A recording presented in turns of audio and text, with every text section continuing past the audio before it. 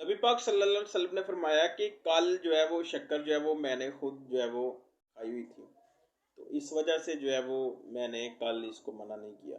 یعنی کہ بات کرنے کا مقصد یہ ہے کہ ہمارے آقا دو جہاں صلی اللہ علیہ وسلم نے ہماری تربیت ایسی کی ہے کہ اگر آپ خود ایک اچھا نیک عمل کرتے ہیں اس کی آپ تربیت کریں، اور اگر آپ خود بعمل انسان ہیں تو آپ کی جو تلقین ہے لوگوں کو تلقین کریں گے آپ، اس کو فائدہ ہوگا۔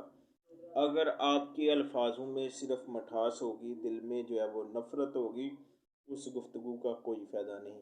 تو جویچو صاحب آپ کے الفاظ ٹھیک ہوتے ہیں مگر آپ کا کردار ٹھیک نہیں ہے، آپ اپنا پہلے کردار ٹھیک کریں۔